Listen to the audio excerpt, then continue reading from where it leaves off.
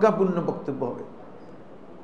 আল্লাহ রাব্বুল আলামিন তার মুখ থেকে যা বের করবেন সেই কথাগুলো প্রজ্ঞা সম্পন্ন হবে, হিকমত সম্পন্ন হবে।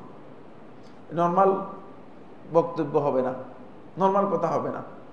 এই জন্য সুন্নাহর অনুসারী যারা ছিলেন যুগে যুগে, তাদের প্রত্যেকেরই বক্তব্য এটি হেদায়েতের জন্য এত গুরুত্বপূর্ণ ছিল যে প্রত্যেকটা কথাই অনেকের বক্তব্য স্বর্ণাক্ষরে রেখে রাখার মতো এই ধরনের বক্তব্য ছিল। এটা একটি মাত্র কারণে, সেটা হচ্ছে তারা সুন্নাহকে নিজেরা আঁকড়ে ধরেছে এবং সুন্নাহকে কি করেছে, নিজেদের জীবনে বাস্তবায়ন করেছে। আসুন এই সংক্ষিপ্ত মুকাদ্দিমা বা ইন্ট্রোডাকশনের পরে আমরা আজকের যে আলোচ্য বিষয় সেখানে চলে যাচ্ছি। গত দার্সে অথবা গত হালাকায় আমরা আলোচনা করেছিলাম একটি গুরুত্বপূর্ণ পয়েন্টে, যারা ছিলেন তাদের জানা থাকার কথা। সেই পয়েন্টটি ছিল আসরের সালাতের পরে কি 2 রাকাত সুন্নত আদায় করার মাসআলা নিয়ে অনেক লম্বা আলোচনা করেছি। এখানে আমি খুব মৌলিক কতগুলো বিষয় আলোচনা করেছি। যদি আপনাদের খেয়াল থাকে তাহলে তো ভালো, আলহামদুলিল্লাহ। আমার বিশ্বাস যে অনেকের খেয়াল আছে, আর যাদের খেয়াল নেই আমার ওই বক্তব্যটা আবার রিপিট করে শুনবেন, খুবই ইম্পর্টেন্ট বিষয়। এখানে জুমহুর আহলে হাদিস বলেছেন যে এটা রাসূলুল্লাহ সাল্লাল্লাহু আলাইহি ওয়াসাল্লামের জন্য খাস ছিল। আবার আল হাদিসদের মধ্যে একদল আহলে হাদিস, তাদের মধ্যে ইমাম শেখ মুহাম্মদ নাসিরউদ্দিন আলবানী রাহমাতুল্লাহ আলাইহি সহ ইমাম ইবনে হাজম আর অনেকে বলছেন যে না, এটা কমন সুন্নাত, রাসূলুল্লাহ সাল্লাল্লাহু আলাইহি ওয়াসাল্লামের জন্য খাস ছিল না। কিন্তু আমি এটাকে একটা বড় ব্যাখ্যা দিয়েছি, আপনাদের খেয়াল আছে কিনা। সেই ব্যাখ্যাটুকু হচ্ছে এই, যদি কোনো ব্যক্তি তিনি মানে আসরের সালাতের পরে সূর্য আলোকোজ্জ্বল থাকা পর্যন্ত এই সময়ে তিনি কোথাও যান, অথবা তিনি যদি ইচ্ছা করেন তিনি নফল সালাত আদায় করবেন, তাহলে তার জন্য 2 রাকাত সুন্নাহ সালাত আদায় করাটা এটি সুন্নাহ সম্মত আমল, তিনি করতে পারবেন, এক্ষেত্রে বাধা নেই। তবে সেটা নিয়মিত তিনি করবেন না, যেহেতু মানে নিয়মিত করাটা নবী সাল্লাল্লাহু আলাইহি ওয়াসাল্লামের জন্য খাস ছিল। আসুন আজকের আলোচনাটি একটা ভিন্ন গুরুত্বপূর্ণ পয়েন্টে, আমরা এখন যে সুন্নাতগুলো আলোচনা করতেছি সেগুলো খুবই গুরুত্বপূর্ণ বিষয়। এটা হচ্ছে ঘরে প্রবেশ করার সময় এবং ঘর থেকে বের হওয়ার সময় 2 রাকাত সালাত আদায় করা প্রসঙ্গে। আপনি যখন ঘরে আসলেন তখন আপনি 2 রাকাত সালাত আদায় করবেন, আর ঘর থেকে বের হওয়ার সময় 2 রাকাত সালাত আদায় করবেন। এই প্রসঙ্গে আলেমদের বক্তব্য প্রথমে আলোচনা করব, তারপরে আমি কনক্লুশনে যাব। রাসূলুল্লাহ সাল্লাল্লাহু আলাইহি ওয়াসাল্লাম সম্ভবত যখন ঘরে প্রবেশ করতেন তখন আল্লাহ নবী সাল্লাল্লাহু আলাইহি ওয়াসাল্লাম এর সুন্নাহ ছিল যেগুলো, সেটা হচ্ছে নবী সাল্লাল্লাহু আলাইহি ওয়াসাল্লাম ঘরে প্রবেশ করার সময় প্রথমে নবী সাল্লাল্লাহু আলাইহি ওয়াসাল্লাম বিসমিল্লাহ বলে ঘরে ঢুকতেন এবং আসসালামু আলাইকুম সালাম দিতেন। এটা কমন সুন্নাত, এই ব্যাপারে আমাদের সকলেরই জানা আছে। এই মর্মে হাদিস রয়েছে। আন আবি হুরায়রা রাদিয়াল্লাহু তাআলা আনহু, আবু হুরায়রা রাদিয়াল্লাহু বর্ণনা করেন, তিনি বলেন ক্বাল রাসূলুল্লাহ সাল্লাল্লাহু আলাইহি ওয়াসাল্লাম, রাসূলুল্লাহ সাল্লাল্লাহু আলাইহি ওয়াসাল্লাম বলেছেন, ইজা দাখালা আহাদুকুম ইলা বাইতিহি, যখন তোমাদের মধ্যে কেউ তার ঘরে প্রবেশ করবে, ফাল ইউসাল্লিম আলা আহলিহি, সে যেন তার পরিবারের লোকদেরকে সালাম দেয়। সে যেন ঘরে প্রবেশ করার সময় সালাম দেয়। এই হাদিসের মধ্যে বিসমিল্লাহের কথা উল্লেখ নেই, উল্লেখ নেই, কিন্তু অন্য হাদিসের মধ্যে বিসমিল্লাহর কথা কি রয়েছে, উল্লেখ রয়েছে। সে কি বিসমিল্লাহ বলবে আগে না আগে সালাম দেবে? বিসমিল্লাহ বলবে আগে না সালাম দিবে? এই নিয়ে আলেমদের মধ্যে ইখতিলাফ রয়েছে। বিশুদ্ধ বক্তব্য হচ্ছে সে বিসমিল্লাহ বলে ঘরে প্রবেশ করবে এবং তারপরে সালাম দিবে, কারণ আল্লাহ রাব্বুল আলামিনের নামটা মূলত শুরুতে আসাটা এটা তাবাররুক, এটা বরকতের বিষয়। আরেকটি বিষয় হচ্ছে ঘরে প্রবেশ করার জন্য বিসমিল্লাহ বললে, ঘরে যদি কোনো কারণে জিন শয়তান থাকে তাহলে বিসমিল্লাহ বলার সাথে সাথেই জিন শয়তান কি হয়ে যায়, জিন শয়তান অন্ধ হয়ে যায় অথবা দূরে সরে যায়। এই জন্য ঘরে যদি আপনি একাকী ঘরে প্রবেশ করে থাকেন তাহলে আপনি ঘরে প্রবেশ করার আগেই আওয়াজ করে বিসমিল্লাহ বলবেন। সালাম দিয়েও আপনি আওয়াজ করে জোরে জোরে বিসমিল্লাহ বিসমিল্লাহ বিসমিল্লাহ এভাবে বলবেন, এটি হচ্ছে সুন্নাহ। কারণ জিন শয়তান যদি থাকে তাহলে দুষ্ট জিন বা জিন থাকলে ঘর থেকে কি হয়ে যাবে, বেরিয়ে যাবে। আসেন, ফাল ইউসাল্লিম আলা আহলিহি, সেজন্য তার পরিবারের উপর সালাম দেয়, অর্থাৎ ঘরে যারা আছে তাদেরকে সালাম দেয়। ফাইন লাম ইয়াকুন ফিহি আহাদুন, যদি ঘরের মধ্যে কেউ না থাকে, খালি ঘর, ঘরের মধ্যে কেউ নেই, তাহলে যদি ঘরের মধ্যে কেউ না থাকে ফালিয়াকুল, তাহলে সে এইভাবেও সালাম দিতে পারবে, আসসালামু আলাইনা ওয়া আলা ইবাদিল্লাহিস সালিহিন, যেটা আমরা তাশাহুদের মধ্যে দিয়ে থাকি। যদি আসসালামু আলাইকুম ওয়া রাহমাতুল্লাহ দেন, দিতে পারবেন, কারণ রাসূলুল্লাহ সাল্লাল্লাহু আলাইহি ওয়াসাল্লামের একাধিক সহিহ হাদিসের মধ্যে এসেছে সালাম দিবে, সেখানে সালামকে নির্দিষ্ট করা হয় নাই। যেহেতু সালামকে রাসূলুল্লাহ সাল্লাল্লাহু আলাইহি ওয়াসাল্লাম নির্দিষ্ট করেন নেই, সেই ক্ষেত্রে এই সালাম আপনি না দিয়ে শুধু আসসালামু আলাইকুম দিয়েও আপনি প্রবেশ করতে পারবেন। আর যদি আপনি দেখেন যে না ঘরের মধ্যে কেউ নাই, তখন সালামের আপনি শব্দ চেঞ্জ করতে পারেন, এই শব্দ দিতে পারেন, সেটা হচ্ছে এই আসসালামু আলাইনা ওয়া আলা ইবাদিল্লাহিস সালিহিন, সালামটা কমন করে দিলেন। এর ফজিলত কি, কে বলতে পারবেন? এর ফজিলতটা কি?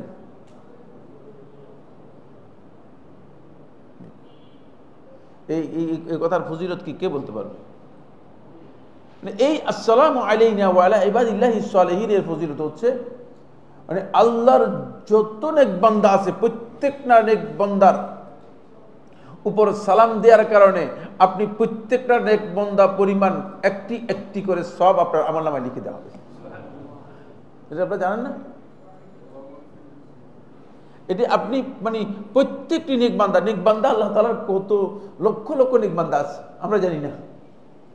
প্রত্যেকটি নেক বান্দার সংখ্যা অনুযায়ী যত লক্ষ নেক বান্দা আছে তত লক্ষ সব আল্লাহ রাব্বুল আলামিন আপনার আমলনামায় লিখে দিবেন, কারণ এদের সবার উপর আপনি সালাম দিয়েছেন। এই জন্য এটা ক্ষুদ্র মনে করেন না, এটাকে ক্ষুদ্র মনে করার কোনো সুযোগ নেই। ওয়া ইজা খারাজা, আর যখন ঘর থেকে বের হবে, ফালিয়াকুল, এটা আমরা সবাই জানি, কি বলবে ঘর থেকে বের হলে? বিসমিল্লাহি তাওয়াক্কালতু আলাল্লাহি ওয়ালা হাওলা ওয়ালা কুওয়াতা ইল্লা বিল্লাহ।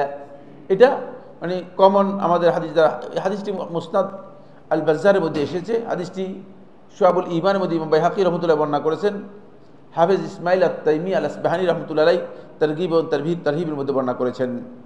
এই হাদিস থেকে আমরা যেটা বুঝতে পেরেছি সেটা হলে ঘরে প্রবেশ করার কমন যে কথা সেটা আসছে। এবার আসুন, এখানে মুসনাদের মধ্যে আরেকটি হাদিস এসেছে, সেই হাদিসটি ইমাম বাজ্জার রাহিমাহুল্লাহ তার মুসনাদের মধ্যে বর্ণনা করেছেন।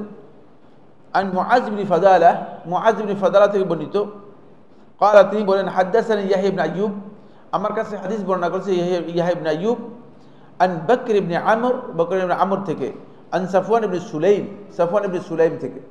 সাফওয়ান ইবনে সুলাইম রাহিমাহুল্লাহ তাআলা তিনি মদিনার শ্রেষ্ঠ তাবিদের মধ্যে একজন ছিলেন।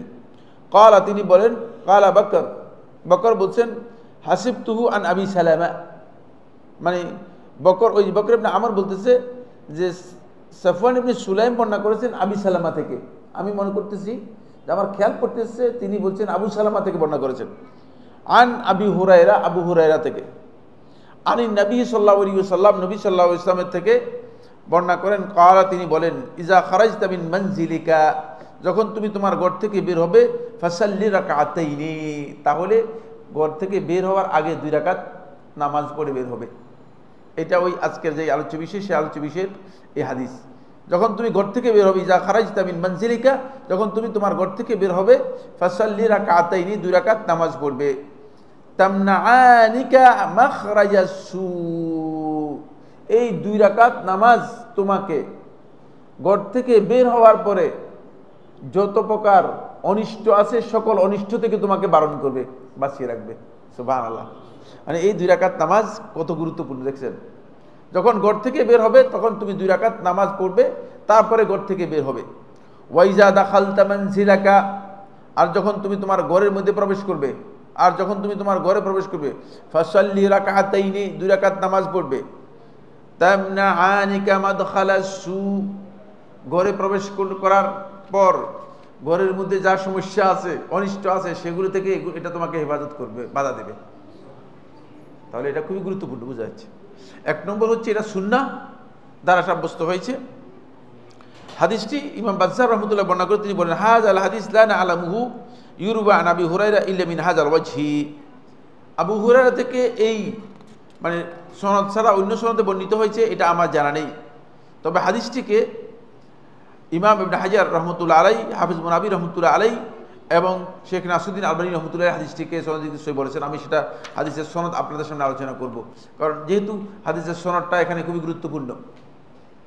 মূল কথা যেটা আমি বলতে চাচ্ছিলাম সেটা হলো এটি হচ্ছে সুন্নাহ। আপনি ঘর থেকে বের হবেন, 2 রাকাত নামাজ পড়বেন, আবার ঘরের মধ্যে যখন প্রবেশ করবেন তখন আপনি 2 রাকাত নামাজ পড়বেন।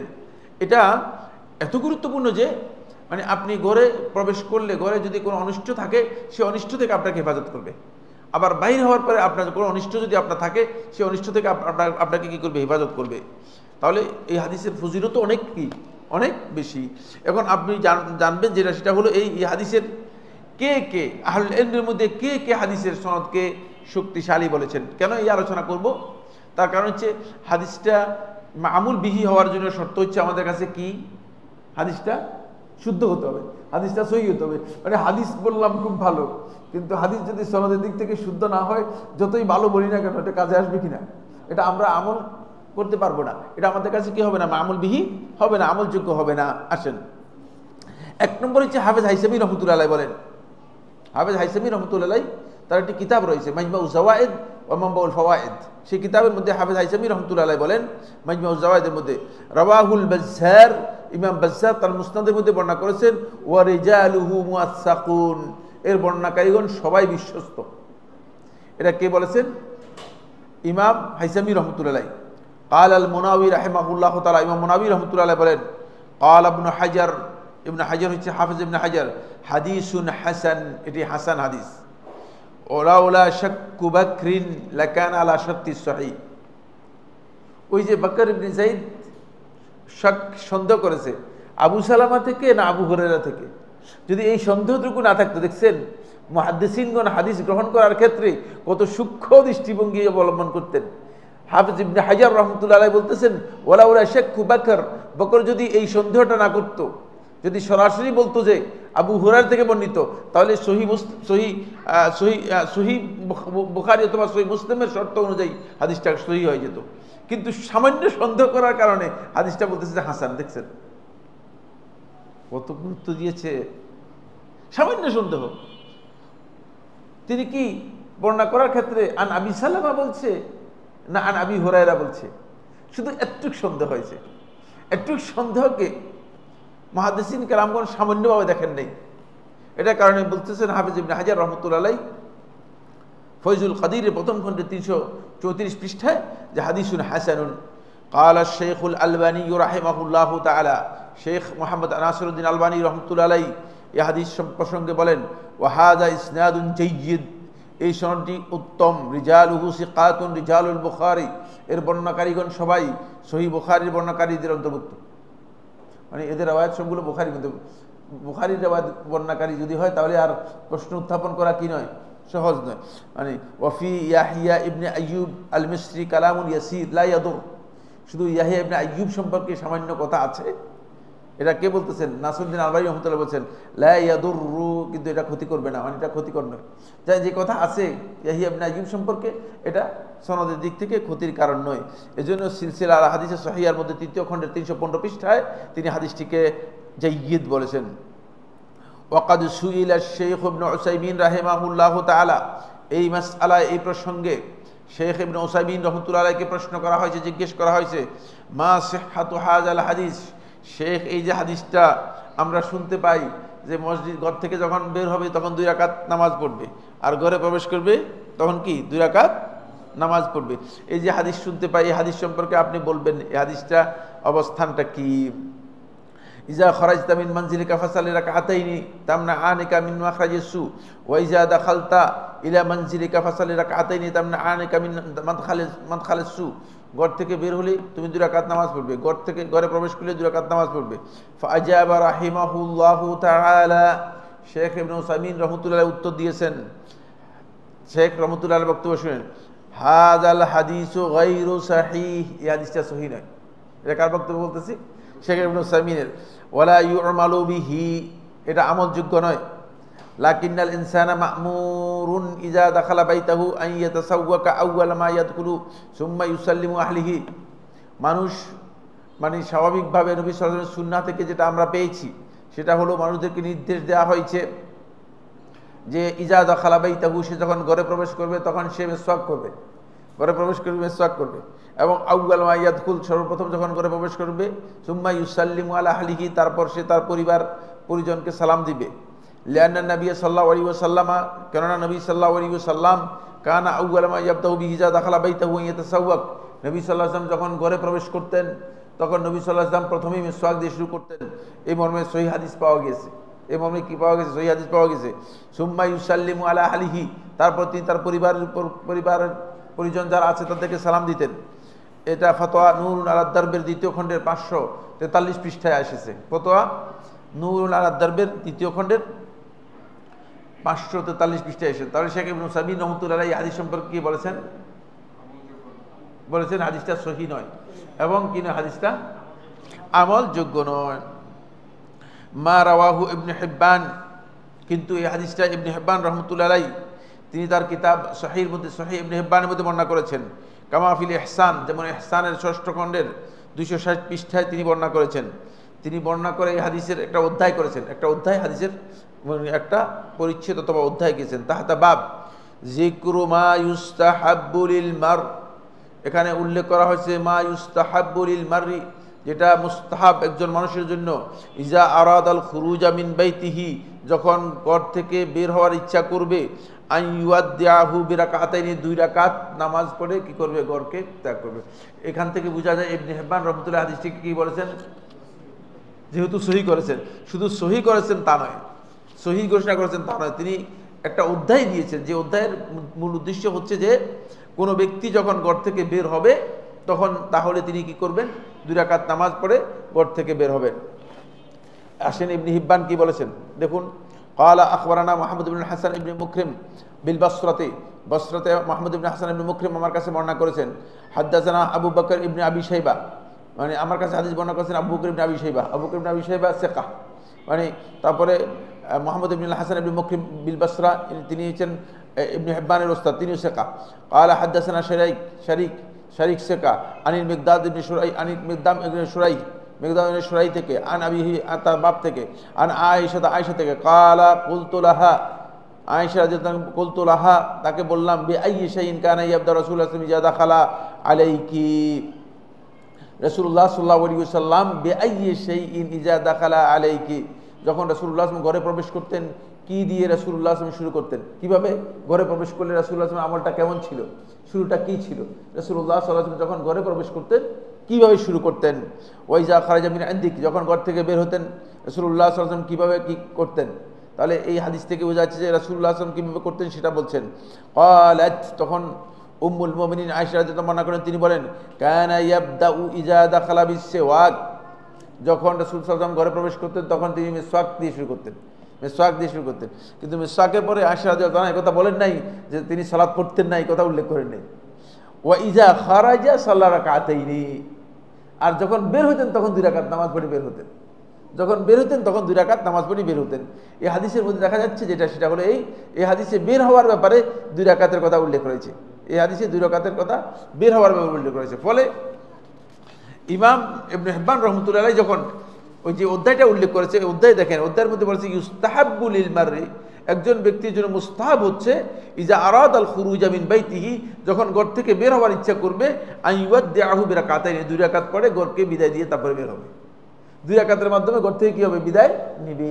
2 রাকাত পড়ে ঘর থেকে, কিন্তু প্রবেশ করবে 2 রাকাত পড়বে, এই হাদিসের মধ্যে নেই, ইবনে হিব্বানের এই হাদিসের মধ্যে নেই। ওয়া হাযা ইসনাদুন ফীহি শরীক আল কাদি, এই ইসনাদের মধ্যে শরীক আল কাদি রয়েছে। ওয়া হুয়া মাওসুফুন বিসুউল হিফজ, কেউ তাকে তার হিফজের মধ্যে ত্রুটি আছে বর্ণনা করেছেন। কামা আন্নাহু কাদ ওয়ারাদা আন্না হাতাইনি রাকাতাইনি হুমা রাকাতাল ফজর, কেউ বলেছেন যে এই 2 রাকাত নামাজ মূলত মানে ফজরের রাকাত ফজরের নামাজ ছিল, মানে এখানে অনেকে ব্যাখ্যা করেছেন। এখানে শুআইব আন-নাউত সহিহ ইবনে হিব্বানের তিনি কি করেছেন? সহিহ ইবনে হিব্বানের তাহকিক করেছেন। তাহকিকের মধ্যে শুআইব আন-নাউত তিনি এই রেওয়ায়েতকে তিনি দাইফ করেছেন, বলেছেন যে এই রাওয়ায়াতের মধ্যে মানে সাইয়ুল হিফজ রয়েছে, এই রাওয়ায়াত এই কারণে তিনি দাইফ বলেছেন। কিন্তু এই রাওয়ায়াতের একটি অংশ মুসান্নাফ ইবনে আবি শাইবার মধ্যে এসেছে, প্রথম খণ্ডের 168 পৃষ্ঠায়। সেখানে মিসওয়াকের কথা উল্লেখ করা হয়েছে, কিন্তু সেখানে নামাজের কথা উল্লেখ করা হয়নি, সেখানে নামাজের কথা উল্লেখ করা হয়নি। আসলে এতটুকু পর্যন্ত হাদিসের বক্তব্য থেকে আমরা যেটা বুঝতে পেরেছি সেটা হলো এই যে, এক নম্বর হচ্ছে, যদি কোনো ব্যক্তি ঘরে প্রবেশ করে তাহলে নবী সাল্লাল্লাহু আলাইহি ওয়াসাল্লাম সুন্নাহ অনুযায়ী তিনি ঘরে প্রবেশ করবেন সালাম দিয়ে, এটা সুন্নাহ। আর ঘরে প্রবেশ করার পরে তিনি মিসওয়াক করবেন, এটাও সুন্নাহ। এরপরে 2 রাকাত নামাজের ব্যাপারে যে হাদিস সাব্যস্ত হয়েছে, যদিও শেখ ইবনে উসাইমিন রহমতুল্লাহ বলেছেন যে হাদিসটি সনদে দিক থেকে শুদ্ধ নয়, কিন্তু শেখ নাসিরুদ্দিন আলবানী রহমতুল্লাহ হাদিসটিকে জাইয়্যিদ বলেছেন। সবচেয়ে বড় কথা হচ্ছে, হাদিসের সবচেয়ে বড় পণ্ডিত শেখ ইবনে হাজার রহমতুল্লাহ এটাকে হাসান বলেছেন। ইবনে হাজার রহমতুল্লাহ শুধু হাসান বলেছেন তা নয়, ইবনে হাজার রহমতুল্লাহ এই কথা বলেছেন যে যদি বকর ইবনে যায়েদ যে সন্দেহ করেছে, এই সন্দেহ যদি না থাকতো তাহলে এটা সহিহের পর্যায়ে চলে, এটা সহি বলা যেত। কারণ সহির মানে আর বাকি সব বর্ণনাকারী সহি রয়েছে। সুতরাং এখান থেকে বোঝা যায় যে ঘরে প্রবেশ করার পরে তারপরে 2 রাকাত নামাজ পড়াটা এটা সুন্নাহ সম্মত আমল, সুন্নাহ সম্মত আমল। কেউ যদি 2 রাকাত নামাজ পড়েন তাহলে এটা সুন্নাহ। কিন্তু আয়েশা রাদিয়াল্লাহু তাআলা এটা বর্ণনা করেন নাই। কেন আয়েশা রাদিয়াল্লাহু তাআলা বর্ণনা করেন নাই? এই জন্য, যেহেতু রাসূলুল্লাহ সাল্লাল্লাহু আলাইহি ওয়াসাল্লাম বেশিরভাগ ক্ষেত্রেই আল্লাহ নবী সাল্লাল্লাহু আলাইহি ওয়াসাল্লাম ঘরে যখন আসতেন, নবী সাল্লাল্লাহু আলাইহি ওয়াসাল্লাম 2 রাকাত সুন্নাহ নামাজ পড়তেন। নবী সাল্লাল্লাহু আলাইহি ওয়াসাল্লাম, আমরা সামনে আলোচনা করব, নবী সাল্লাল্লাহু আলাইহি ওয়াসাল্লাম নফল সালাতগুলো ঘরেই আদায় করতেন। এই জন্য আয়েশা রাদিয়াল্লাহু তাআলা এই বিষয়ে আর আলোচনা করেন নাই, এই বিষয়ে আর আলোচনা করেন নাই। কিন্তু নবী সাল্লাল্লাহু আলাইহি ওয়াসাল্লাম যখন বের হতেন তখনও 2 রাকাত নামাজ পড়তেন। এটা 2টি রাওয়ায়াতের মধ্যেই এসেছে, ইবনে হিব্বানের রাওয়ায়াতের মধ্যে এসেছে, ওই রাওয়ায়াতের মধ্যেও এসেছে। ফলে দেখা যাচ্ছে যে বের হওয়ার সময় তো আর, যদি আমরা ধরি নিই যে নবী সাল্লাল্লাহু আলাইহি ওয়াসাল্লাম রাতে বা যেটা আছে, মনে করেন আসরের পরের নামাজ অথবা জোহরের পরের নামাজ, সামনে এগুলো আলোচনার মধ্যে আসবে, তারপরে মাগরিবের পরের 2 রাকাত, তারপরে এশার পরের 2 রাকাত, এগুলো যদি ধরেন তাহলে হয়তো এই সুন্নাহ আদায় করতেন। এই জন্য কি করেন নাই, আয়েশা রাদিয়াল্লাহু বর্ণনা করেন নাই। এটা হতে পারে, এটা সম্ভাবনা আছে। কিন্তু বের হওয়ার সময় 2 রাকাত, বের হওয়ার সময় তো আর মানে সুন্নাহ আনেই, বের হওয়ার সময় আর সুন্নাহ নেই। তো এখান থেকে বোঝা যাচ্ছে যে মূলত এই সুন্নাহটুকু রাসূলুল্লাহ সাল্লাল্লাহু আলাইহি ওয়াসাল্লাম ঘরে প্রবেশ করার সাথে সম্পৃক্ত। ঘরে প্রবেশ করতেন, রাসূলুল্লাহ সাল্লাল্লাহু আলাইহি ওয়াসাল্লাম সুন্নাহ প্রবেশ করতেন, আদায় করতেন। আর সেই সুন্নাহটুকু রাতেবাও হতে পারে, রাতেবাও হতে পারে। এই জন্য বলছি, খুব ভালো করে খেয়াল করুন, কারণ রাতেবা এবং এমনি সুন্নাত এই দুইটা একসাথে মার্জ করে পড়া যায়, তা মার্জ করা যায়। যেমন আপনি যদি আসেন মসজিদে প্রবেশ করেন, মসজিদে প্রবেশ করলে আপনি জোহরের সময়, জোহরের আগে 2 রাকাত সুন্নাত আছে, জোহরের আগে কি আছে, 2 রাকাত সুন্নাত আছে। এখন আপনি মসজিদে প্রবেশ করেছেন, মসজিদে প্রবেশ করে তাহিয়াতুল মসজিদ 2 রাকাত, উজু করে আসছেন মসজিদ থেকে, মসজিদের টয়লেট থেকে, তাহিয়াতুল উজু 2 রাকাত, তারপরে জোহরের সুন্নত 2 রাকাত, 3টাই একসাথে নিয়ত করে আপনি আদায় করতে পারবেন এবং 3টারই সওয়াব পেয়ে যাবেন। 3টে নিয়ত করলে আপনি 3টারই সওয়াব পেয়ে যাবেন, আর নিয়ত না করলে একটারও সওয়াব পাবেন না। নিয়ত না করলে কি একটারও সওয়াব পাবেন না। এমনি এসে না দাঁড়ায় গেলেন, নামাজ পড়লেন, কোনো সওয়াব পাবেন না। 3টা আপনি নিয়ত করতে হবে, 3টা আপনি মনে মনে কি করতে হবে, ইচ্ছা পোষণ করতে হবে যে 3টা আপনি পড়তেছেন, তাহলে আপনি 3টারই সওয়াব পেয়ে যাবেন। এই হাদিস থেকে মানে এই সুন্নতটুকু সাব্যস্ত হয়েছে। এই সুন্নতটুকু একেবারেই গরিব সুন্নত।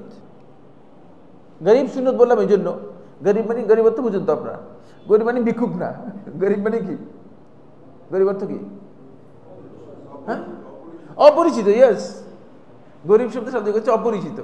মানে কোনো জিনিস যদি অপরিচিত হয়ে যায় তাকে বলা হয় গরিব। আমাদের দেশে গরিব বলে মানে ভিক্ষুক আছে, ভিক্ষুককে না, গরিব হচ্ছে অপরিচিত। এই সুন্নতটা এত অপরিচিত হয়ে গিয়েছে যে মানে এই সম্পর্কে আলোচনাটাও মানে আমাদের মানে কাছে এখন মনে হচ্ছে কেমন কেমন মনে হচ্ছে, জানি ব্যবসাটা মনে হচ্ছে কি যে কি বলতেছে এটা, আবার এই সুন্নত তো মানে আজকে নতুনই শুনলাম।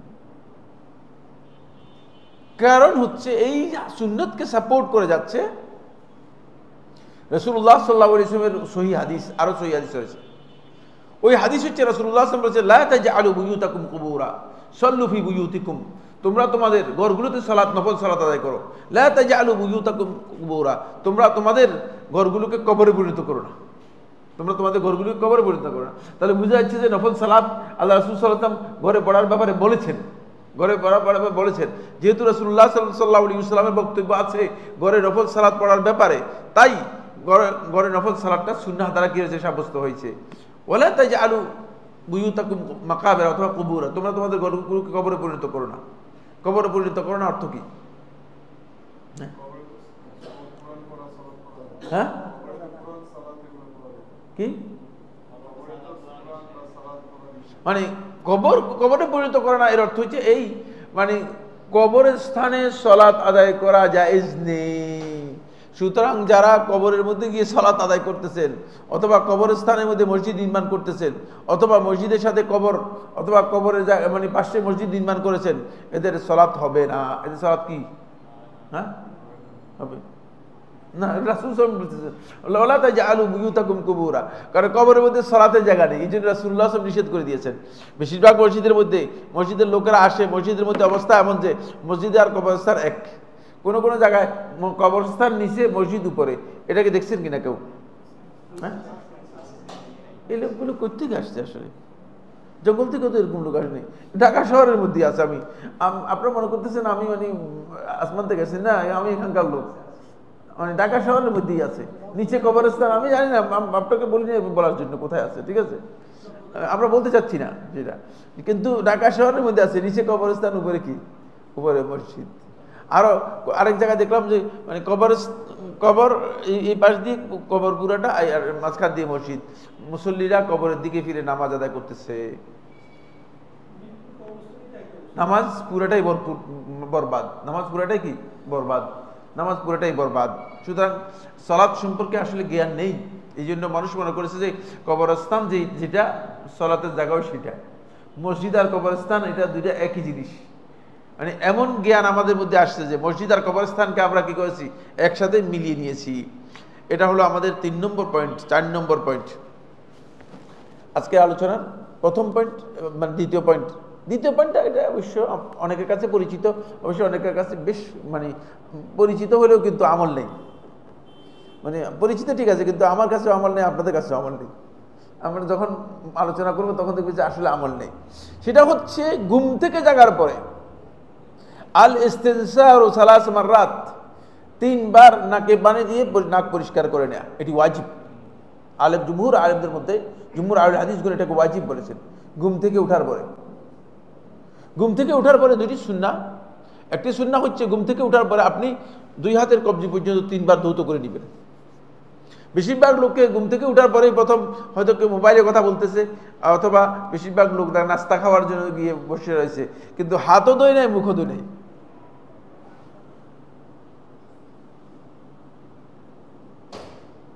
ঘুম থেকে ওঠার পরে সুন্নাহ যেটা সেটা হচ্ছে এই যে আপনি ঘুম থেকে ওঠার পরে প্রথমে আপনি 2 হাতের কবজি 3 বার ধৌত করে নেবেন। তারপরে আপনি নাকে 3 বার পানি দিয়ে নাক পরিষ্কার করে নেবেন। উজু করেন বা না করেন, এটা উজুর সাথে জড়িত বিষয় নয়। যদি উজু করেন তো ভালো, কিন্তু উজু যদি না করেন তাহলে আপনি নাকে পানি দিবেন। উজু না করলেও কি করবেন, নাকে পানি দিবেন, নাক পরিষ্কার করে নেবেন। এটা হচ্ছে সুন্নাহ। আসুন, আন আবি হুরায়রা রাদিয়াল্লাহু তাআলা আনহু قال, আবু হুরায়রা রাদিয়াল্লাহু তাআলা থেকে বর্ণিত, তিনি বলেন قال রাসূলুল্লাহ সাল্লাল্লাহু আলাইহি ওয়াসাল্লাম, রাসূলুল্লাহ সাল্লাল্লাহু আলাইহি ওয়াসাল্লাম ইরশাদ করেছেন, ইজা ইস্তায়কাযা আহাদুকুম মিন নাওমিহি, যখন তোমাদের মধ্যে কোনো ব্যক্তি তার ঘুম থেকে জাগবে, ফাতাওয়াদ্দা, তারপর সে উজু করবে, ফালিয়াস্তানসির সালাসান, সে যেন 3 বার নাকে পানি দেয়। ফাইন্না শায়তানা ইয়াবিতু আলা খাইশুমিহি, কারণ শয়তান তার এই নাকে আছে না, নাকের ডগায় এসে শয়তান রাতে শয়তান এখানে চান্স নেয়, শয়তান এই জায়গায় এসে চান্স নেয়, মানে আপনার ঘুমটাকে বৃদ্ধি করে, যাতে আপনাকে সালাত থেকে অথবা আল্লাহর ইবাদত থেকে আপনাকে কি করতে পারে, বঞ্চিত করতে পারে। কারণ রাত্র জায়গাটা সহজ না কঠিন? হ্যাঁ, রাত্র জায়গা কঠিন বিষয়, রাত্র জায়গা কিন্তু সহজ বিষয় না। রাত্র জায়গা এটা হচ্ছে দাইদানুস সালেহিন, দাবুস সালেহিন, সৎকর্মশীলদের বৈশিষ্ট্য এবং সৎকর্মশীলদের উদাহরণ পরিচয়। এত সহজ নয়। এই জন্য যিনি রাত্রে জাগতে পারবেন নিয়মিত, তিনি মনে করবেন যে আল্লাহ রাব্বুল আলামিন তাকে অনেক বড় তৌফিক দিয়েছেন, নিয়মিত রাত্রে জাগতে পারবেন। কিন্তু এটা ওই ব্যক্তি নয় যে ব্যক্তি নাইট ডিউটি করে তার মাস চালানো হয়। আপনারা হয়তো বলে কিন্তু ভাই ঠিক আছে, আপনি যখন রাত্রে জাগার কথা বলছেন তাহলে আমি নাইট ডিউটি নিব, আমি রাত্রে জাগার জন্য নাইট ডিউটির মাসালা আলোচনা করতেছি না। নাইট ডিউটি যার আছে সে ডিউটির জন্য জাগে আছে, সে ডিউটির জন্য জাগার কথা এখানে আলোচনা হচ্ছে না। এটা আলোচনা হচ্ছে আল্লাহর সন্তুষ্টির জন্য যে জাগবে, বুঝতে পেরেছেন? ঘুম থেকে জাগবে কিন্তু কি জন্য জাগবে? আল্লাহর সন্তুষ্টির জন্য যে জাগবে তার কথা বলা হচ্ছে। কিন্তু নাইট ডিউটি পালন করার জন্য যদি হয়ে থাকে তাহলে এই জায়গার মধ্যে কোনো ফায়দা নেই। আসুন এরপরে আসছে সহিহ মুসলিমের রওয়ায়াত। সহিহ মুসলিমের এই হাদিসের মধ্যে একটা জিনিস আছে, এই তিনজনের পিছিয়ে দেন।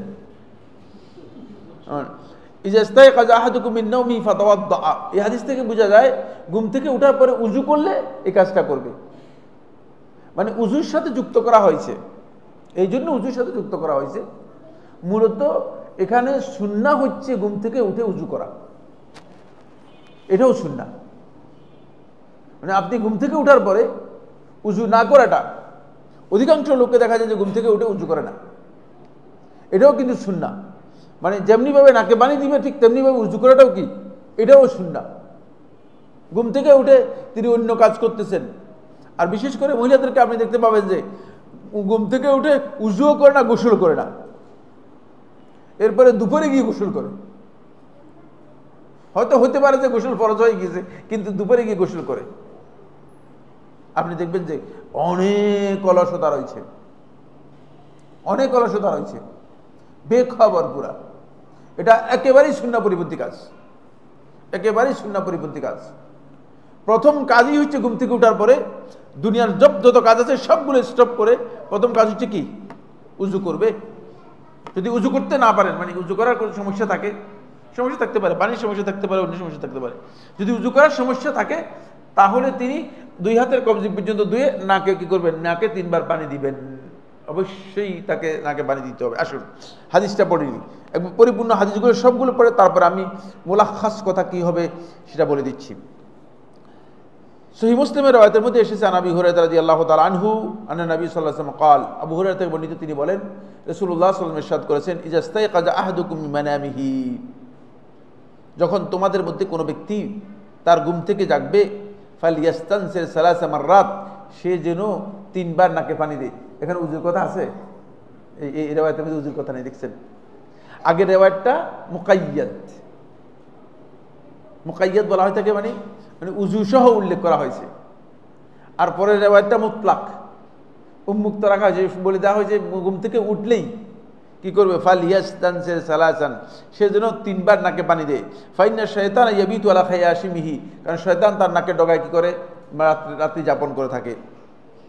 এই হাদিসটি আবু হুরায়রা থেকে সহিহ বুখারীর মধ্যে এসেছে। সহিহ বুখারী হাদিস নম্বর 3295, তারপরে সহিহ মুসলিম হাদিস নম্বর 238।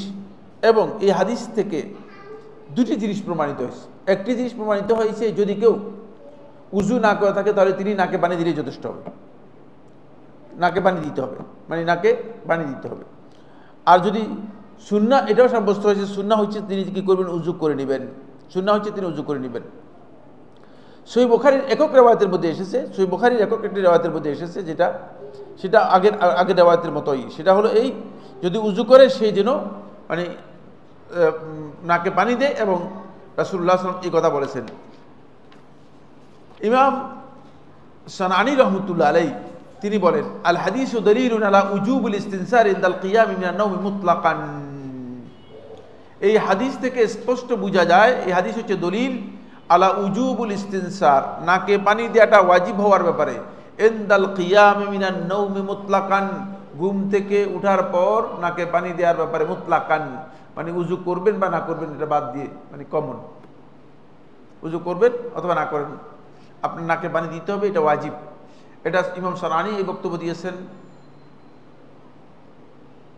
তারপরে শাওকানি এই বক্তব্য দিয়েছেন, নাসিরুদ্দিন আলবানী রহমতুল্লাহ বক্তব্য দিয়েছেন, আর শেখ ইবনে উসাইমিন রহমতুল্লাহ আলাইহি এই বক্তব্য দিয়েছেন, আর অনেকেই বক্তব্য দিয়েছেন, যাদের বক্তব্য হচ্ছে এই, আহলে ইলমের বক্তব্য হচ্ছে এই যে নাকে কি করবে, পানি দিবে। ইল্লা আন্না ফি রিওয়ায়াতিল বুখারী, তবে বুখারী রিওয়ায়াতের মধ্যে আছে ইজা ইস্তাইকাযা আহাদুকুম মিন মানামি ফাতাওয়াদ্দা, বুখারী রিওয়ায়াতের মধ্যে সে উযু করলে ফালিয়াস্তানসির। এই হাদিস থেকে বোঝা যায় যে মুতলাক যেটা এসেছে সেটাকে কি করা হয়েছে, মানে মুকাইয়াদ করা হয়েছে, যখন উযু করবে তখন নাকে পানি দিবে। এখান থেকে ইমাম সানানী রহমতুল্লাহ আলাইহি দলিল গ্রহণ করতেছেন যেটা, সেটা হলো এই, তিনি বলছেন যে উযু করলে নাকে পানি দিবে, কিন্তু আমি দলিল গ্রহণ করতেছি উল্টা। সেটা হচ্ছে এই যে মানে নাকে পানি দেওয়াটা এমনি, নাকে পানি দেওয়াটা মুতলাকান নাকে পানি দেওয়াটা হচ্ছে সুন্নাহ, কিন্তু মুতলাকান উযু করাও হচ্ছে সুন্নাহ। এই জন্য রাসূলুল্লাহ সাল্লাল্লাহু আলাইহি ওয়াসাল্লাম উযু করার কথা বলেছেন। কারণ ঘুম থেকে স্বাভাবিকভাবে উঠলে কি উযু করার দরকার আছে? না, দরকার নেই। উযু তো আপনি নামাজের জন্য করবেন। ঘুম থেকে মানে উঠে তো আপনার, যেহেতু রাসূলুল্লাহ সাল্লাল্লাহু আলাইহি ওয়াসাল্লাম উযু করার কথা বলেছেন, এর অর্থ হচ্ছে এই, ঘুম থেকে উঠলে আপনি কি করবেন, যেমনি নাকে পানি দিবেন ঠিক সুন্নাহ, ঠিক তেমনি আপনি উযু করবেন, এটাও কি সুন্নাহ। এটা আমি মানে এখান থেকে এই ইজতিহাদটুকু বের করেছি। এটা সানানী যে ইজতিহাদ করেছেন সেই ইজতিহাদের বিপরীত ইজতিহাদ, বুঝতে পেরেছেন? সানানী ইজতিহাদ করেছেন যেটা, সেটা হলো এই যে উযু করারটাকে তাকিদ করা হয়েছে। উযু যখন করবে তখন কি করবে, সে পানি নাকে পানি দিবে। কিন্তু তিনি বলতেছেন ওয়াজাহাবা আখারুনা ইলা আনাল ইস্তিনসার ইউশরাউ লিকুল্লি মুস্তায়কিজিন মিন নাওমিল লাইলি সাওয়াউন তাওয়াদ্দা আও লাম ইয়াতাওয়াদ্দা ওয়াযালিকা আখযান বিউমুমি রিওয়ায়াতি মুসলিম। তিনি বলেন যে একদল লোক তারা বলেছে ইস্তিনসার নাকে পানি দেওয়াটা ইউশরাউ লিকুল্লি মুস্তায়কিজ, প্রত্যেক ওই ব্যক্তি যে ঘুম থেকে উঠবে, মানে রাত্রের ঘুম থেকে উঠবে, সেই ব্যক্তির জন্য এটা মাশরু, শরীয়তসম্মত অথবা সুন্নাহসম্মত, সাওয়াউন তাওয়াদ্দা আও লাম ইয়াতাওয়াদ্দা, উযু করুক না করুক নাকে পানি দিবে। আখযান বিউমুমি রিওয়ায়াতি মুসলিম, সহিহ মুসলিমের আম রিওয়ায়াত থেকে তারা এই কথা বলেছেন, এবং তারা এর ইল্লত হিসেবে বর্ণনা করেছেন। রাসূল সাল্লাল্লাহু আলাইহি ওয়াসাল্লাম বলেছেন যে ফাইন্না শাইতানা ইয়াবিতু আলা খাইশুমিহি, কারণ রাসূল সাল্লাল্লাহু আলাইহি ওয়াসাল্লাম কারণ বলে দিয়েছেন কেন নাকে পানি দিবে। এর কারণ রাসূলুল্লাহ সাল্লাল্লাহু আলাইহি ওয়াসাল্লাম বর্ণনা করেছেন কেন আমরা নাকে পানি দিব। ফাইন্না শাইতানা ইয়াবিতু আলা খাইশুমিহি, কারণ শয়তান নাকে কি করে, নাকের ডগায় শয়তান বসবাস করে। এখান থেকে বোঝা যায় উযু করুক বা না করুক তাহলে নাকে পানি দেওয়াটাই হচ্ছে মূলত উদ্দেশ্য, এবং নাকে পানি দিতে হবে, এটা বোঝা যায়। সানানী রহমতুল্লাহ বক্তব্যের মধ্যে আমি এক জায়গায় ইস্তেদরাক করেছি, সেটা হচ্ছে এই, তিনি বলেছেন মিন নাওমিল লাইল, রাত্রের ঘুম থেকে। এটা শুদ্ধ নয়, সেটা রাত্রের ঘুম থেকেও হতে পারে, দিনের ঘুম থেকেও হতে পারে। মানে আপনি রাত্রের ঘুম হিসেবে ধরলে রাসূলুল্লাহ সাল্লাল্লাহু আলাইহি ওয়াসাল্লাম বলেছেন যে মিন নাওমিহি, সে তার ঘুম থেকে উঠলেই কি করবে, ঘুম থেকে উঠলেই নাকে পানি দিবে। এখন রাত্রের ঘুম থেকে উঠলে নাকে পানি দিবে, দিনের ঘুম রাতে নাকে পানি দিবে না, এটা শুদ্ধ নয়। কারণ যেহেতু ঘুম রাসূলুল্লাহ সাল্লাল্লাহু আলাইহি ওয়াসাল্লাম কমন বলেছেন, সুতরাং রাত্রের ঘুমও হতে পারে, দিনের ঘুমও কি হতে পারে, রাত্রের ঘুমও হতে পারে, দিনের ঘুমও হতে পারে। কারণ দিনের বেলায় অনেক লোক আছে যে মানে দিব্যি মনে করেন 5 ঘন্টা 7 ঘন্টা ঘুমায় থাকে, তিনি অবশ্যই কি করবেন, নাকে পানি দেবেন। এটা এই কাজটি সুন্নাহ বা মুস্তাহাব। দেখি এবার শেখ ইবনে উসাইমিন রাহমাতুল্লাহ আলাইহি এই মাসআলার মধ্যে কি বলেছেন একটু শুনেন। শেখ রহমতুল্লাহ আলাইহি একটা কিতাব রয়েছে আশরাহুল মুখতাসার লিবুলুগুল মারাম, বুলুগুল মারামের একটা মুখতাসার সংক্ষিপ্ত একটা সরা করেছেন শেখ ইবনে উসাইমিন রাহমাতুল্লাহ আলাইহি। এটা দ্বিতীয় খণ্ডের 50 পৃষ্ঠায় শেখ ইবনে উসাইমিন রাহমাতুল্লাহ আলাইহি বলেন, তিনি বলেন ওয়া আলা কুল্লি হাল, সর্বাবস্থায়, ফা ইন্নাল্লাহ তাআলা ক্বাদ ইউসাল্লিতু শাইতান আলা বনি আদম, আল্লাহ তাআলা শয়তানকে আদম সন্তানদের উপর কি করে দিয়েছেন, মুসাল্লাত করে দিয়েছেন। শয়তানকে মানুষের উপর আল্লাহ তাআলা চাপিয়ে দিয়েছেন, শয়তান থেকে বাঁচার কোনো উপায় নেই। শয়তানকে আল্লাহ রাব্বুল আলামিন বনি আদমের উপর কি করেছেন, চাপিয়ে দিয়েছেন। শয়তান ফাইজা নামা, যখন ঘুমাবে, বাতাস শয়তান আলা খাইশুমিহি বিইজনিল্লাহি আযজা ওয়া জাল, আল্লাহ তাআলার অনুমতি ক্রমে, অনুমোদনেই শয়তান তার নাকের ডগায় কি করবে, ঘুমাবে। আমার নবী সাল্লাল্লাহু আলাইহি ওয়াসাল্লাম বিল ইস্তিনসার, এই কারণেই নবী সাল্লাল্লাহু আলাইহি ওয়াসাল্লাম নাকে পানি দিতে নির্দেশ দিয়েছেন। ওয়া হুয়া আনতাস্তানশিকাল মা সুম্মা তাস্তানসিরাহু, তবে ইস্তিনসার বলতে দুটি জিনিসকে বোঝায়। একটা হচ্ছে আনতাস্তানশিকাল মা আল ইস্তিনশাক, নাকে পানি প্রথমে টানা, এভাবে পানি হাতের মধ্যে নিয়ে এভাবে টানবে, তারপরে হাত দিয়ে নাকে এগুলো সুম্মা তাস্তানসিরাহু, তারপরে এগুলোকে বের করে নেবে। সালাসা মাররাতিন, 3 বার করবে। তাতহিরাল লিল খাইশুম মিন আসরি শয়তান, শয়তানের চিহ্ন থেকে, এমন নিজের নাকের এই ডগাটাকে কি করার জন্য, নাকের এই ডগাটাকে পবিত্র করার জন্য। সলফে সালিহিনগণ অনেকে বলেছেন যে নাকে এই যে পানি দেওয়াটা, এই পানি দেওয়াটা এত গুরুত্বপূর্ণ যে যদি কোনো ব্যক্তি নিয়মিত এই কাজটি করে তাহলে সে ব্যক্তির নাকের যে রোগগুলো আছে সেই রোগগুলো হবে না। বুঝতে পেরেন? মানে এই কথা অর্থ এখান থেকে আপনারা গিয়ে বলে যে কারণ নাকের রোগ থাকলে বলে যে তুমি নাকে পানি দাও না মনে হয়, এর বলার সুযোগ নেই। এটা একটা কারণ, এটা একটা কারণ। বেশিরভাগ লোকেরই নাকের যে রোগগুলো আছে সেই রোগগুলো হবে না যদি তারা নিয়মিত নাকে পানি দিয়ে থাকে। কারণ শয়তান নাকের এই নাকের ডগায় থাকে এবং শয়তান নাকের ক্ষতি করে। নাকের রোগগুলো মানে শয়তানের দিক থেকে হয়ে থাকে। এবং এটাও আপনাদেরকে আজকের এই আলোচনার মধ্যে বলতে চাই, সেটা হলো অনেকগুলো রোগ রয়েছে। এই তিনজনকে বলছি এদিকে সরানোর জন্য। অনেকগুলো রোগ রয়েছে সেটা হলো এই রোগগুলো বেশিরভাগ শয়তান অথবা জিনের মাসের কারণে হয়ে থাকে। তোর মধ্যে জুমহুর আহলে হাদিসগণ বলেছেন যে ক্যান্সার যে একটা রোগ রয়েছে এটা শয়তানের মাসের কারণে হয়ে থাকে। এই জন্য ক্যান্সার রোগী যদি হয় তাকে সর্বপ্রথম তাকে চিকিৎসা করাবেন, বুঝলেন না, জিন অথবা শয়তানের মাস এটার চিকিৎসা করাবেন, এটার চিকিৎসা করাবেন। তারপরে মানে তাকে মানে ক্যান্সারের অন্য চিকিৎসা করাবেন, তাহলে দেখবেন যে সে উপকৃত হবে। এটা শেখ ইবনে উসাইমিন রাহমাতুল্লাহ আলাইহি বলেছেন, আর অনেকেই বলেছেন। সুন্নাহ থেকে এই ধরনের দিক নির্দেশনা পাওয়া যায়। আমাদেরকে খেয়াল রাখতে হবে যে এটা কিন্তু খুবই গুরুত্বপূর্ণ একটি বিষয়, যাতে করে আমরা এটা বুঝতে পারি। এরপরে শেখ রাহিমাহুল্লাহ তাআলা বলেন, ওয়াহাজাত তাসদীদু মিনাল্লাহি আযজা ওয়া জাল্লা লাহু হিকমাতুন। এই যে আল্লাহ তাআলা আদম সন্তানদের খাইশুমের উপর, আদম সন্তানের নাকের মধ্যে এই শয়তান মানে কি করবে, এসে রাত্রি যাপন করবে, এটা এই যে তাসদীদ, এই যে একটা শয়তানকে তাদের উপর মানে আদম সন্তানের উপর এইভাবে চাপিয়ে দিলেন, এটা আল্লাহর একটা হিকমত আছে। লাকিন্না লা না'লামু মা হিয়া, এর হিকমত কি আমরা জানি না। ইল্লা আন্নানা না'লামু আন্নাহু লাম ইউসাল্লিত ইল্লা লিহিকমাতিন, অবশ্যই এটা বিশ্বাস করতে হবে যে আল্লাহ তাআলার কোনো হিকমত আছে, যে হিকমতের কারণে আল্লাহ তাআলা শয়তানকে এতটুকু পাওয়ার দিয়েছেন। ওয়াহুয়া গায়রু ইস্তিনসারিল উযু, তবে এটা উযুয়ের ইস্তিনসার নয়। এটা কে বলতেছেন? ইবনে উসাইমিনের বক্তব্য। লিআন্না ইস্তিনসার আল উযু ইয়াকুনু মিন আমালিল উযু, কারণ উযুর মধ্যে নাকে পানি দেয়া এটা উযুর আমলের অন্তর্ভুক্ত, আর এটা হচ্ছে উযুর আমলের মধ্যে অন্তর্ভুক্ত। লাকিন হাযা ইস্তিনসারুন খাস, এটা বিশেষভাবে নাকে পানি দেয়া। হাত্তা লাউ ফারাদা আনাল ইনসানা ফিল বার ওয়া লাইসা ইনদাহুমা, যদি এমন হয় যে কোনো একজন ব্যক্তি মরুভূমির মধ্যে আছে, বাহিরে আছে, ওয়ালাইসা ইনদাহুমা, তার কাছে পানি নাই, ইউরিদু আন ইয়াতাম্মা বাদাল উযু, উযু ছাড়া সে কি করতে চায়, তায়াম্মুম করতে চায়, নাকুলু ইস্তানসির সালাসান, তাকে আমরা প্রথম বলবো যে আগে নাকে 3 বার পানি দিয়ে নাও। মানে যদিও তায়াম্মুম করে উযু করবে, নামাজ আদায় করবে, কিন্তু নাকে 3 বার পানি দিতে হবে। এটা কার বক্তব্য? আমি এগুলো নিজে তৈরি করা বক্তব্য, বুঝতে পেরেছেন? এটা ইবনে উসাইমিন রাহমাতুল্লাহ আশ-শারহুল মুখতাসার লিবুলুগিল মারামের 2য় খণ্ডের 50 পৃষ্ঠায় বলেছেন, দেখতে পারবেন, 2য় খণ্ডে 50 পৃষ্ঠায় বলেছেন। আচ্ছা, এরপরে তিনি বলতেছেন যে যদি নাকুলু ইস্তানসে সালাসান লিহাজিল হিকমাহ, এই হিকমতের কারণে, হিকমতটা হচ্ছে শয়তানের আসাদ থেকে নিজেকে মুক্ত করার জন্য। সুতরাং এটা সুন্নাহ সম্মত একটি গুরুত্বপূর্ণ আমল। এবার আসেন শেখ সালেহ আল ফাউজান কি বলেছেন। শেখ সালেহ আল ফাউজানের বক্তব্য হচ্ছে এই ব্যাপারে। শেখ সালেহ আল ফাউজান বলেন, মাশরুইয়াতুল ইস্তিনসার ইনদাল কিয়াম মিন নাওমিল লাইলি বিল মাই সালাসা মাররাত, যে রাতের ঘুম থেকে উঠে পানি দিয়ে 3 বার নাকে পানি দেয়া, এটা শরিয়াসম্মত এবং সুন্নাহসম্মত আমল। মিনাল উলামা মান ইয়ারা আন্নাহু ওয়াজিব, আলেমদের মধ্যে কেউ কেউ এটাকে ওয়াজিব মনে করেছেন। ওয়ামিনুম মান ইয়ারা আন্নাহু মুস্তাহাব, কেউ কেউ এটাকে মুস্তাহাব বা সুন্নত মনে করেছেন। ওয়াস সাহিহু আন্নাহু ওয়াজিবুন, তিনি বলতেছেন এটা সুন্নত নয়, শুধু এটা ওয়াজিব। দেখছেন, মানে এতক্ষণ পর্যন্ত আমরা সুন্নত নিয়ে আলোচনা করতেছি, কিন্তু শেখ রহমতুল্লাহ জুমহুর আহলে হাদিস মুহাদ্দিসিন বলেছেন এটা সুন্নাহ।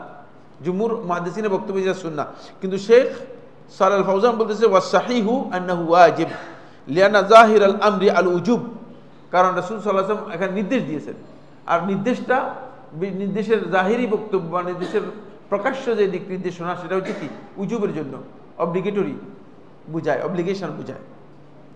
ওয়ালাকিন হাল ইস্তানসির ওয়া হুয়া লাম ইউরিদুল উযু, কিন্তু সে কি নাকে পানি দিবে অথচ উযুর ইচ্ছা করবে না, মানে উযু করবে না, এমন কিনা।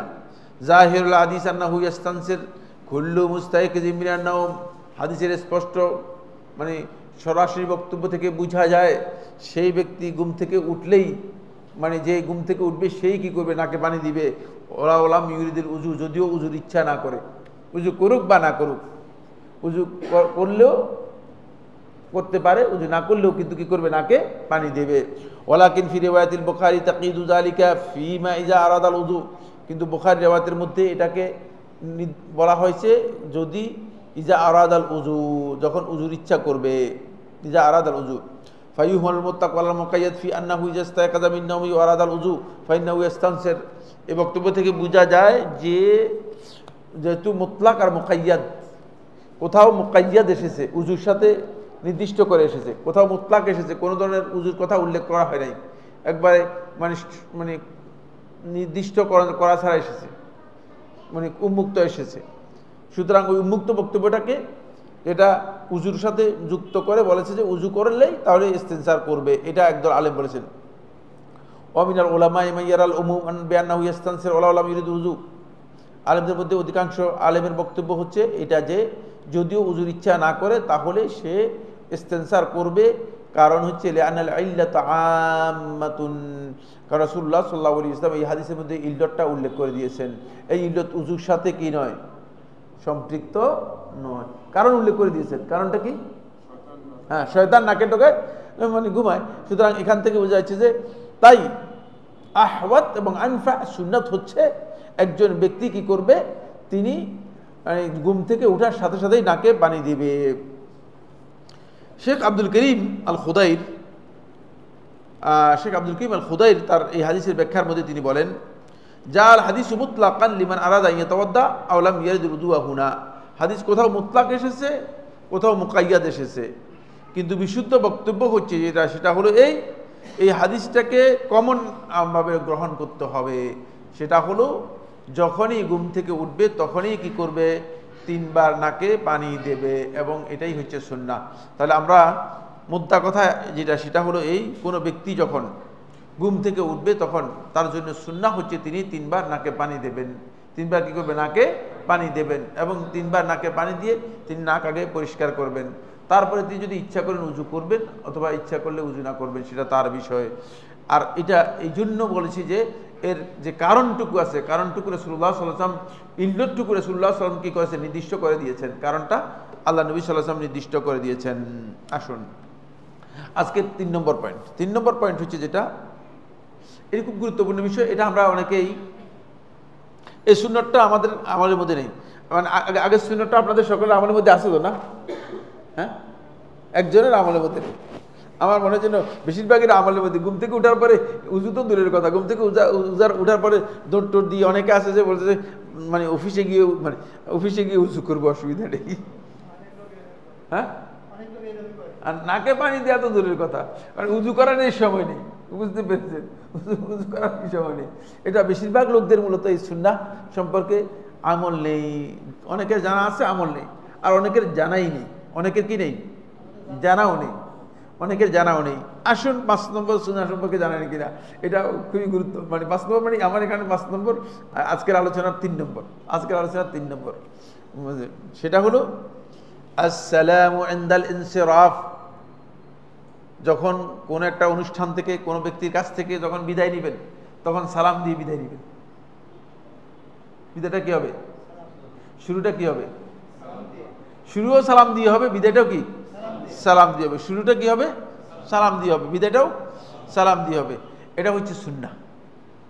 কিন্তু দেখা যাচ্ছে যে আমাদের বেশিরভাগ লোকেই যখন বক্তব্য দেন, বক্তব্যের মধ্যে অনেক কথা, অমুক অমুক অমুক অমুক অমুক অমুক অমুক অমুক অমুক সাহেব, অমুক সভাপতি, সেক্রেটারি, মোতাওয়াল্লি, এই সেই সব কিছু বলে। এখন আমি আপনাদের সবাইকে স্বাগতম জানাচ্ছি এবং সবাইকে আসসালামু আলাইকুম ওয়া রাহমাতুল্লাহ, এই সালামটা ঠিক হয়েছে কিনা? হ্যাঁ, এই সালামের হুকুম কি হবে? হ্যাঁ, এই সালামের হুকুম কি হবে জানেন কিনা? এই যে সালাম দিলে সালামের হুকুমটা কি হবে জানেন কিনা? না, আলোচনার মধ্যে আসবে, এখানে আলোচনার মধ্যে আসবে। এই জন্য বলছি যে এটা খুবই গুরুত্বপূর্ণ আলোচনা, বুঝতে পেরেছেন? আসেন 1 নম্বরের আগে এটাতে যাই। তাহলে আসসালামু ইনদাল ইনসিরাফ, ইনসিরাফ হচ্ছে আপনি বিদায় নেওয়ার সময় সালাম দেয়া।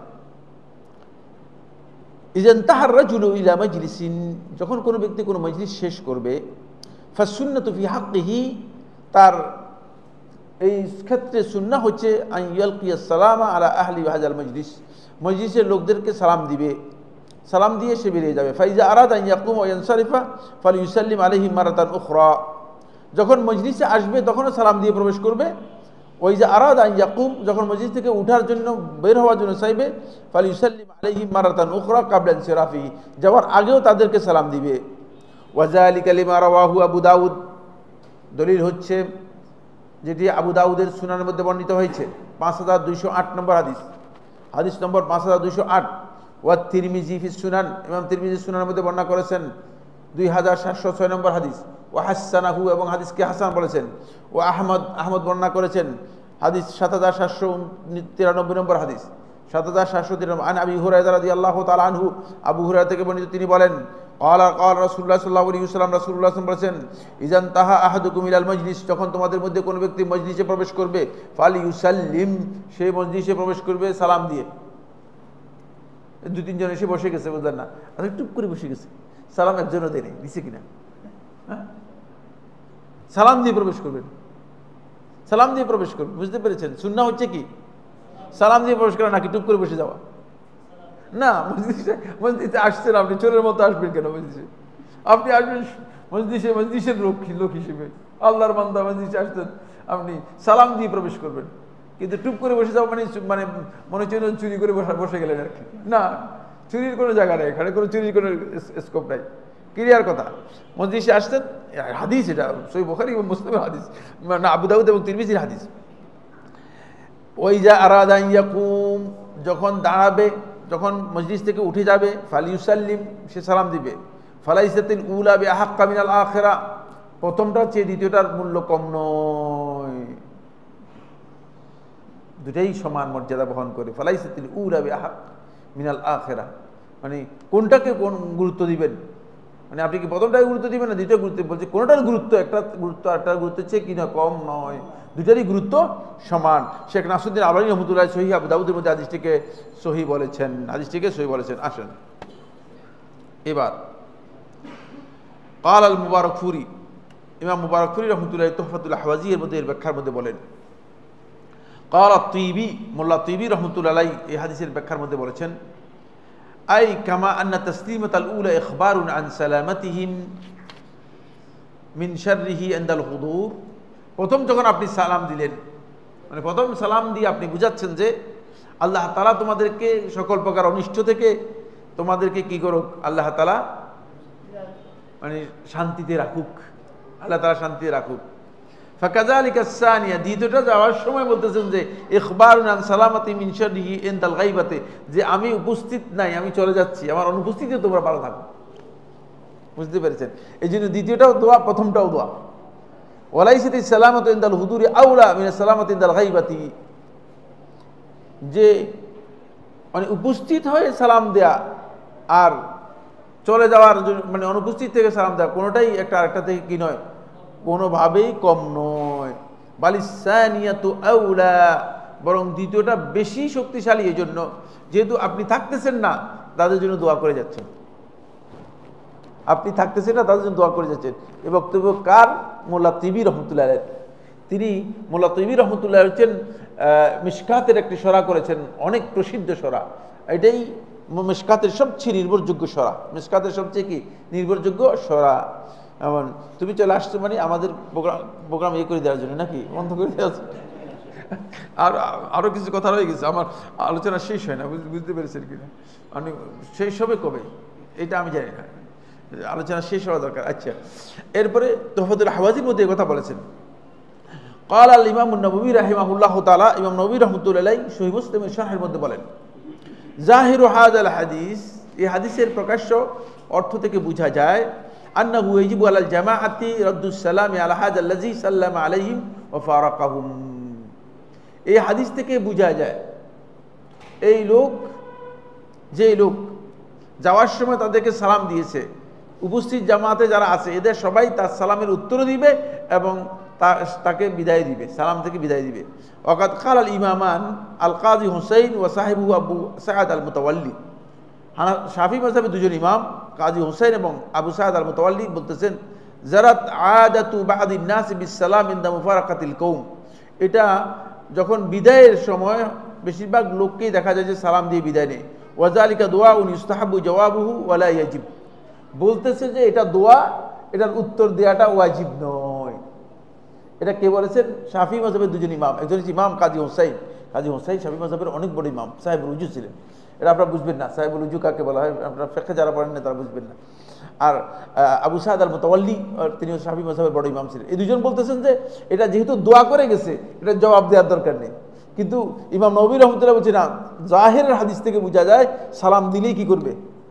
উত্তর দিবে, এবং উত্তর দেওয়াটা ওয়াজিব বলতেছেন। উত্তর দেওয়াটা ওয়াজিব, কথা বুঝতে পেরেছেন? তাহলে উত্তর দিবে এবং উত্তর দেওয়াটা ওয়াজিব। সালাম দিল আর আপনার সবাই তাকাই রইলেন না, সালাম দিলে কি করবেন? জবাব দিবেন, এটা হচ্ছে উত্তম। কিন্তু তিনি বলছেন যে না, জবাব দিবে না, কারণ এটা তিনি দোয়া করে গেছেন। লিআন্না তাহিয়াতা ইন্নামা তাকুনু ইনদাল লিকা লা ইনদাল ইনসিরাফ। তাদের বক্তব্য, তারা আকল দিয়ে দলিল দিচ্ছেন, আকলি দলিল দিচ্ছেন। তাদের আকলি দলিল হচ্ছে এই, লিআন্না তাহিয়াতা অভিবাদন, স্বাগতম জানানো, মানে সালাম তো স্বাগতমের একটা দিক, মানে আপনি তাকে অভিবাদন জানালেন, এটা হয় ইনদাল লিকা, সাক্ষাতের সময়, লা ইনদাল ইনসিরাফ, যাওয়ার সময় না। তো যাওয়ার সময় যেটা হয় সেটা কি বলতেছে? যাওয়ার সময়টা হচ্ছে দোয়া। ওয়াহাযা কালামুহুমা, এটা হচ্ছে এদের দুজনের বক্তব্য, কাজী হোসাইন এবং কাজী আবু সাঈদ আল মুতাওয়াল্লি এর বক্তব্য। ওয়াকাদ আনকারাহুল ইমাম আবু বকর আশ-শাশি, আমাদের মানে শাফি মাযহাবের আলেমদের মধ্যে থেকে আবু বকর আশ-শাশি রাহমাতুল্লাহ আলাইহি, তিনি অনেক প্রসিদ্ধ আলেম ছিলেন, তিনি এটাকে ইনকার করেছেন। ওয়াকাল হাযা ফাসিদুন, এই বক্তব্য একেবারেই ফাসিদ, বাতিল বক্তব্য, এটা ঠিক না। লিআন্না সালামা সুন্নাতুন ইনদাল ইনসিরাফ, চলে যাওয়ার সময়, বিদায়ের সময় সালাম দেওয়াটা হচ্ছে সুন্নাত। কামা হুয়া সুন্নাতুন ইনদাল জুলুস, বসার সময় যেভাবে সুন্নত। ওয়া ফিহি হাযাল হাদিস, এবং এই হাদিসটা এটা বোঝায়। হাযাল্লাযী ক্বালাহু শাশি যে বক্তব্যটা দিয়েছে, ওয়া হুয়া সওয়াব, এটাই বিশুদ্ধ বক্তব্য। একথা বলতেছেন কিতাবুল আজকারের মধ্যে 268 নম্বর পৃষ্ঠায়, কে বলতেছেন? ইমাম নবী রাহমাতুল্লাহ আলাইহি। এবার ইমাম নবী রাহমাতুল্লাহর বক্তব্যের পরে বলতেছেন, ফালা শাক্কা আন্না ইফশা আস-সালামি মাতলুবুন, সালাম লোকদের মধ্যে প্রচার করা এটা অত্যন্ত গুরুত্বপূর্ণ একটি বিষয়। ওয়া হুয়া মিন আসবাবি হুসুলিল মাওয়াদ্দাতি ওয়াল মাহাব্বাতি ওয়া দুখুলিল জান্নাহ। সালামকে রাসূলুল্লাহ সাল্লাল্লাহু আলাইহি ওয়াসাল্লাম তিনটি সালামের ফজিলত বর্ণনা করেছেন। একটি হচ্ছে মানে ভালোবাসা, আরেকটি হচ্ছে নিজের মধ্যে সম্প্রীতি তৈরি হওয়া, আরেকটি হচ্ছে জান্নাতে প্রবেশ করার উপায়। তাই সালামটা অত্যন্ত গুরুত্বপূর্ণ। মুসলিম ব্যক্তি যখনই বের হবে অথবা মজলিসে প্রবেশ করবে তখনই সে সালাম দিবে, এবং এই মর্মে আহলে হাদিসগণ এই হাদিসগুলোকে সহি বলেছেন, এবং এটাই মূলত আমল বিহি, এটাই আমলযোগ্য। এখানে গুরুত্বপূর্ণ যে পয়েন্টটি নিয়ে আমি কথা বলবো, সেই পয়েন্টটা হচ্ছে, একদল লোক আছে মজলিসে প্রবেশ করে সালাম না দিয়ে, তাহলে তারা সুন্নাহ পরিপন্থী কাজ করলো। আরেকদল লোক আছে, তাদের বক্তব্য বা কথা আলোচনা শুরু করে এমনি অন্য কথা দিয়ে, তারপরে কথার মাঝামাঝি গিয়ে অথবা কিছু অংশ গিয়ে বলে যে এখন আমি আপনাদেরকে সালাম দিচ্ছি, আসসালামু আলাইকুম ওয়া রাহমাতুল্লাহ। এই লোকের সালামের মানে অবস্থাটা কি হবে? এটা কি মিন আদাবিল কালাম, কথার বক্তব্যের আদাবের অন্তর্ভুক্ত নাকি অন্তর্ভুক্ত নয়?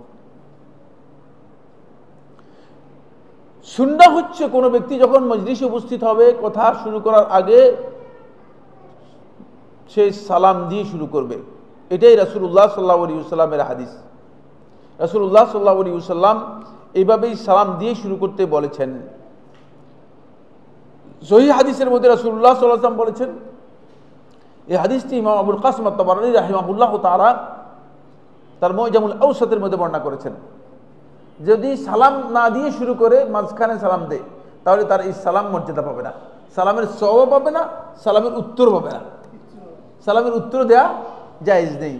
কি বলতেছে দেখেন, রাসূলুল্লাহ সাল্লাল্লাহু আলাইহি ওয়াসাল্লাম বলতেছেন, قال النبي صلى الله عليه وسلم, রাসূলুল্লাহ সাল্লাল্লাহু আলাইহি ওয়াসাল্লাম বলেন, মান বাদা বিল কালামি ক্বাবলা সালাম, যে ব্যক্তি কথা দিয়ে শুরু করে দিল ক্বাবলা সালাম, সালামের আগে, ফালা তুজিবু, তোমরা তার সালামের জবাব দিবে না। সওয়াবের মানে সালামের সওয়াব পাবে না, সালামের জবাব পাবে না। সওয়াব মাইনাস জবাব কি মাইনাস, দুইটাই মাইনাস। ফালা তুজিবুহু, হাদিসটাকে শেখ নাসরুদ্দিন আলবানী রাহমাতুল্লাহ হাসান বলেছেন। আরেক রাওয়ায়াতের মধ্যে এসেছে রাসূলুল্লাহ সাল্লাল্লাহু আলাইহি ওয়াসাল্লাম ইরশাদ করেন, আসসালামু ক্বাবলা সুয়াল, অবশ্যই সালাম হতে হবে কথা বলার আগে, প্রশ্ন করার আগে। ফামান বাদাআকুম বিসসুয়ালি ক্বাবলা সালাম, যে ব্যক্তি তোমাকে মানে প্রশ্ন করলো অথবা কোনো কথা বললো কাবলা সালাম, সালামের আগে, ফালা তুজিবুহু, তার কথার উত্তরও দিবে না, সালামের উত্তর দিবে না, সুয়ালের উত্তর দিবে না। এই জন্য প্রশ্ন করবেন বুঝলেন আসসালামু আলাইকুম দিয়ে, মানে আমার প্রশ্ন আছে শুনেন না, সৌন্দর্য আছে হাদিস, কিন্তু এটা হাদিস। কারণ আল্লাহ রাসূল সাল্লাল্লাহু আলাইহি ওয়াসাল্লাম আমাদেরকে যেগুলো শিক্ষা দিয়েছেন, তা'দীবান ওয়া তা'লিমান, রাসূলুল্লাহ সাল্লাল্লাহু আলাইহি ওয়াসাল্লাম শিষ্টাচার শিক্ষা দিয়েছেন এবং তালিম আমাদেরকে শিক্ষা দিয়েছেন। ফাইজা দাখালা রাজুলুন আলা মাজলিস, যখন কোনো ব্যক্তি মজলিসে প্রবেশ করবে, ওয়াকালা আইনা ফুলান মান রাআ ফুলানান ফালা তুজিবুহু, আপনারা জবাব দিবেন না। ক্লিয়ার বলে দিচ্ছি, সুন্নাহ নয়। এখানে এসে ঢুকে বলে অমুকে দেখি না কেন, অমুক কোথায়, এর প্রশ্নের উত্তর দিবেন না। এর প্রশ্নের উত্তর না দেওয়া হচ্ছে সুন্নাহ। দেখেন, ফাইজা দাখালা রাজুলুন আলা মাজলিসি, একবার অনুবাদ করে দিচ্ছি।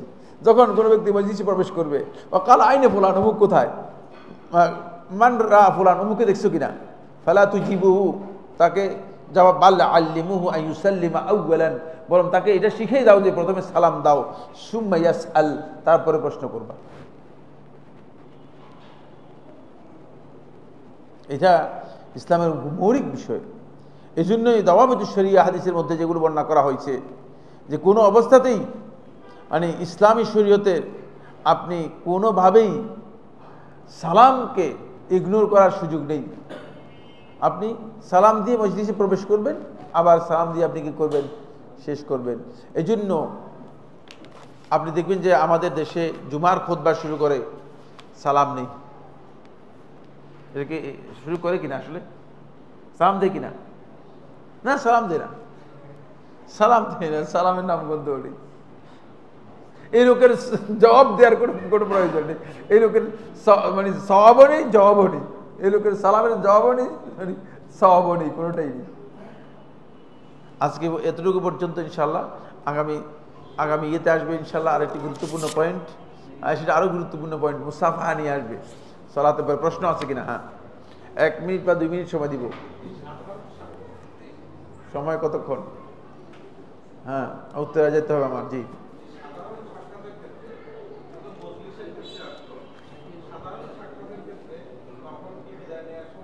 হ্যাঁ, যেহেতু এই আমার ইয়ে চলে যাচ্ছে, এদিকে ঘুরে চলে যাচ্ছে। হ্যাঁ হ্যাঁ, সাক্ষাতের ক্ষেত্রেও আপনি যখন বিদায় নেবেন তখন আসসালামু আলাইকুম বলে বিদায় নেবেন। জি, এটাই হচ্ছে সুন্নাহ। জি, এরপরে প্রশ্ন। হ্যাঁ, যতবার মন চায় পড়তে পারো, যতবার মন চায় পড়তে পারো। ইস্তেখারা সালাতের জন্য শর্ত নয় যে কোনো নির্দিষ্ট সময়। ইস্তেখারা সালাত তিনি যতক্ষণ পর্যন্ত তার মানে মনের মধ্যে ইতমিনান না আসবে ততক্ষণ পর্যন্ত তিনি পড়তে পারবেন। জি,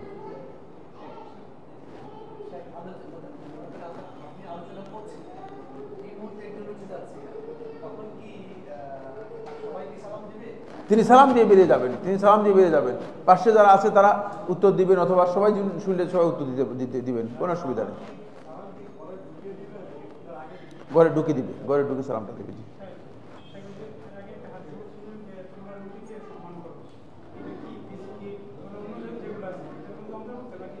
না, শুধু রুটি, শুধু রুটি, বিস্কুট না। জি, শুধু রুটি বোঝানো হয়েছে। হ্যাঁ, মসজিদে প্রবেশের সালাম তো এটা সুন্নাহ, এটা আলোচনা হয়ে গেছে। এটা আপনি গত বছরের মাসালা আলোচনা করতেছেন। না, যারা ছিল না তারা শুনতে হবে, এগুলো তো রেকর্ড আছে, রেকর্ড থেকে শুনে নেবেন। হ্যাঁ, এটা আলোচনা হয়ে গেছে। জি,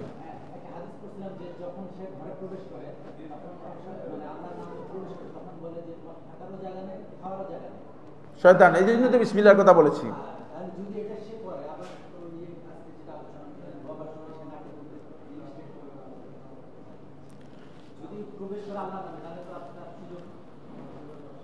না, মানে এই হাদিসে তো এই হাদিস সাংঘর্ষিক নয়। এটা তো হিকমত আল্লাহ তাআলা, যে আল্লাহ তাআলা এই তাসদীদ করে দিয়েছেন। এটা যেটা ইবনে সাবিন রহমাতুল্লাহ বলেছেন, যেটা আল্লাহ তাআলা আল্লাহর পক্ষ থেকে কি করেছেন, তাকে মানে শয়তানকে মানে তাসদীদ ক্ষমতা দিয়ে দিয়েছেন, চাপিয়ে দিয়েছেন। সুতরাং শয়তান এটা করতে পারে, ঘুমিয়ে যাওয়ার পরে শয়তান এটা করতে পারে, শয়তান আপনার নাকে ঢোকায় মানে আসার মতো শয়তানের সেই ক্ষমতা দেওয়া হয়েছে। জি,